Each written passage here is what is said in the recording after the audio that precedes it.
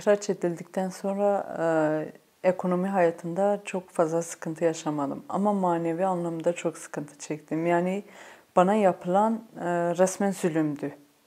Hani diyorlar ya dosya temiz değil. Onların diliyle ama. Bizim dilimizde çok şükür öyle bir şey yok. Dosyayı önlerine koyduğum halde hiçbir gerekçe göstermeden sadece aile siyaside yer aldığı için beni ihraç ettiler. O yönde hani manevi anlamda çok düştüm. Erzurum kesinlikle çok fazla göç veriyor. Özellikle son 2 yıldır gençlerimiz bayağı yurt dışına gittiler. Yani her sonbaharda neredeyse diyelim 2000 kişi gidiyor.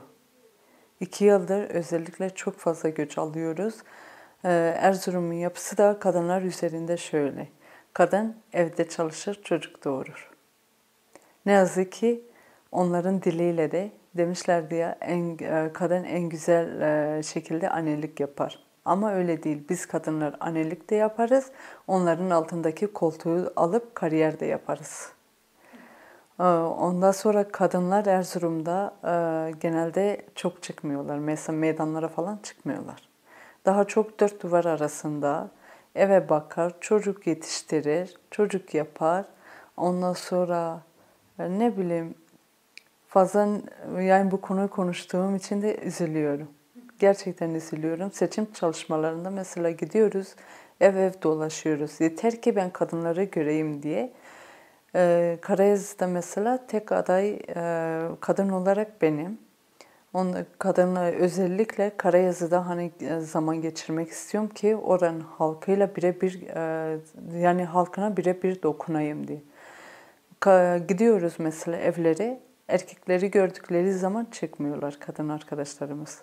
Ama beni gördükleri zaman büyük bir heyecanla, büyük bir mutlulukla gelip sarılıyorlar, öpüyorlar, hoş karşılıyorlar. Ama ben de istiyorum ki hep birlikte adım atalım. Hep birlikte hani bu zihniyeti kıralım. Özellikle Erzurum'da kadınların sözü hani Erzurum olsun, ilçeleri olsun, kadınların sözü çok fazla geçerli olmuyor. Erkek ne derse o oluyor. Ama yani gittiğim yerlere de kadınlara söylüyorum. Mesela dün miting için çağrı yaptık. Ayın 3'ünde mitingimiz var diyorum. Hani gelin diyorum. Çağrı yapıyorum, davet ediyorum mitinge. Diyorlar ki hani erkekler bizi getirirse geliriz. Ama öyle değil. Hani söyleyin geleceğiz. Biz zaten CHP ile anlaşma yapmadık. Sadece şu an AK Parti'nin bize yaptığı zulüme son vermek için çocuklarımıza olsun, eşlerimize olsun, vatandaşlarımıza olsun bize yaptığı zulüme son vermek için CHP'ye hani oy vereceğiz.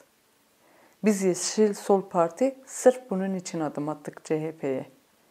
Ama bence CHP hani atama olursa da tam çözüm gelmez. Öyle düşünüyorum. Pek bir güvenim yok o konuda.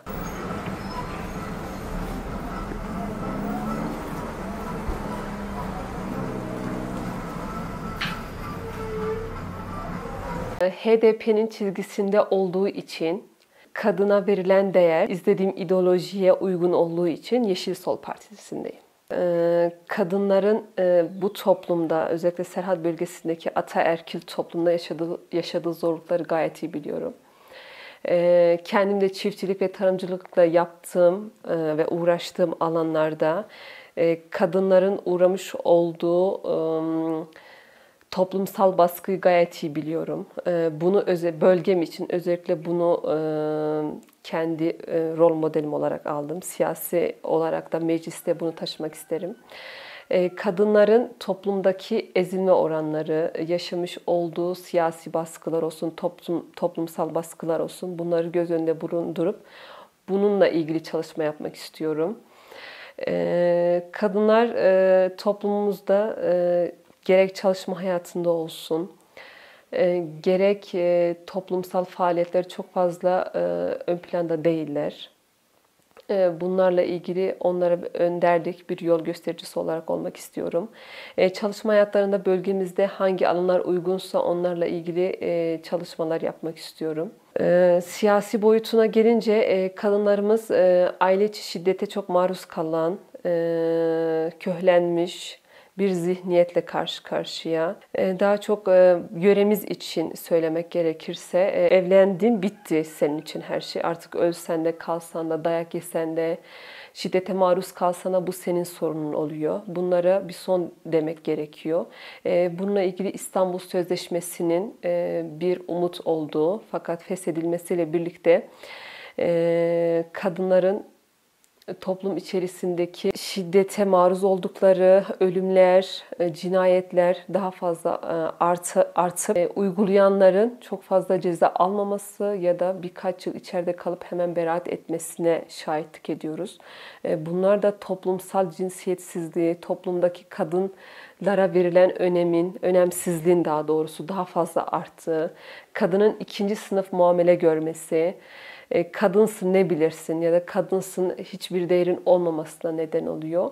Bunları göz önünde bulundurup kadın hakları, biz kadınlar olarak ayaktayız, her şeyi başarabiliriz deyip onlarla birlikte yürümek istiyorum. Bir öncülük yapmak istiyorum. Kendi yaşadığım bölgede ya da Erzurum genelinde kadınlar daha çok tarım ve hayvancılıkla uğraşıyor. Yani onlar da erkeğin önderliğinde bir şeyler yapmak istiyorlar. Sanayi bölgesi olmadığımız için daha çok hayvanlara bakma, işte çapa olayı varsa onları yapıyorlar. Günlük yevmi usulde çalışmalar var. Bunlar da yardımcı olmaya çalışıyorlar. Aile bütçesine bu şekilde yardımcı oluyorlar. Hani kendi finansman, kendi ekonomik özgürlükleri yok. Erkeğin eline bakılır. Erkek ne verirse o şekilde bir aile içi planlaması yapılıyor ekonomik anlamda.